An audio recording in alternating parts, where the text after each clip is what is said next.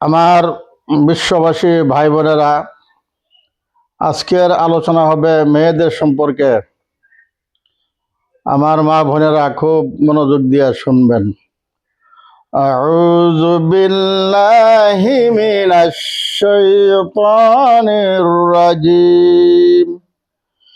বিসমিল্লাহির রাহমানির রাহিম।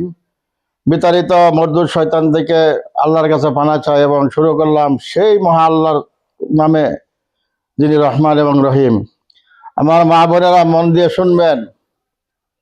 যে যুগে আমাদের মা বোনদের কোনো সম্মান ছিল না, আমার বিশ্ব নবী হজরতে মোহাম্মদ মুস্তফা সাল্লাল্লাহু আলাইহি সাল্লাম উনি মেয়েদেরকে সিংহাসনে বসাই দিলেন। মেয়ে হওয়া মাত্রই, এই আইয়ামে জাহিলিয়াতের সময় মেয়ে হওয়া মাত্রই গলা টিপা মারিয়া ফেলাইতো, জীবন্ত কবর দিয়ে দিত। একজন সাহাবী, উনি আগে সাহাবী ছিলেন না, দেহিয়ে কলবি, ওনার এক ঘটনা। উনি সন্তান পেটে রেখে ভ্রমণও গেছিলেন, সফরে গিয়েছিলেন। সফর থেকে আসে দেখে তার পরিবারের ঘরে তার একটি মেয়ে সন্তান জন্মগ্রহণ করছে। মেয়ে দেখে তার কপালে, তার কলিজা আগুন জ্বলে গেছে। মেয়েকে কিভাবে মারবো, জিন্দা মারবো, কিভাবে শেষ করবো, সেই প্রতারণায় সে চিন্তা করতেছে। একদিন তার পরিবারকে বলল, মেয়েটাকে তুমি সাজায় দাও, সুন্দর করে দাও, আমি মেয়েটাকে বেড়াইতে নিয়ে যাব। রাস্তাটা যায়, মেয়ে আগে আগে দৌড় ফেলে যায় আর উনি পিছে পিছে যায়। গিয়ে হে নির্জন এক পাহাড়ের কাছে এক গাতা খুঁজলো। এই গাতা খোঁজার সময় ওনার দাড়ির মধ্যে পেক মারি আসে। মেয়েরা লাহে লাহে ফালায় আর বলে, বাবা তুমি এত কষ্ট করতেছে কেন? মেয়ের জন্য যে সে গাতা খুঁজতেছে সেটা সে জানে না। গর্ত খোঁজার পর যখন শেষ হয়ে গেল, মেয়েটাকে গর্তের মধ্যে শোয়াইলো।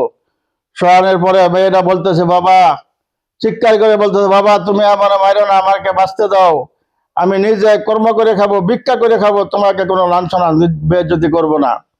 এই দয়াগুলি আমার মনে আসলো না। আমি একটা হাতে একটা পাথর নিয়ে ওই মেয়েটার মাথার মধ্যে মারলাম। মারার পরে রক্ত ছিটিয়া আমার গায়ে লাগছিল আর চিৎকার করেছিল, আব্বা।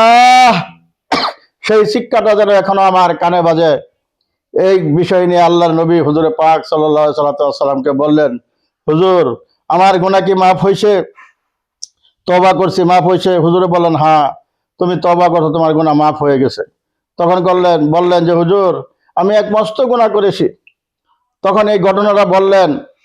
ঘটনাটা বলার পর হুজুর সাল্লাল্লাহু আলাইহি সাল্লাম চোখে দিয়ে পানি আসতেছে, দাড়ি ভিজে যাইতেছে। হুজুর সাল্লাল্লাহু আলাইহি সাল্লাম বললেন, মানুষেও কি পারে এমন কর্ম করতে? জিন্দা মেয়েগুলিকে জিন্দা জ্বালাই দিত, জিন্দা কবরস্থ করতো, গলা টিপে মারে ফেলত। আল্লাহ বলছেন, এই জাম্বিন কুতিলাত, এদের অপরাধ কি, কেন গলা টিপে মারো?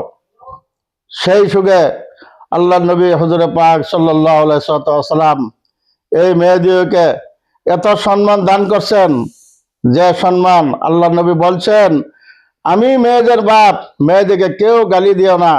মেয়েদের গালি দিলে হযরত ফাতিমা আমার কলিজার টুকরা, হযরত ফাতিমাকে যে গালি দেয় বা অসন্তুষ্ট করে, আমি নবী মুহাম্মদ সাল্লাল্লাহু আলাইহি সাল্লামের গায়ে আঘাত লাগে।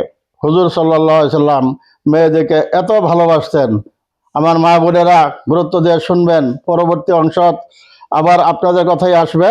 লাইক, শেয়ার, কমেন্ট দিয়ে সাথে থাকবেন।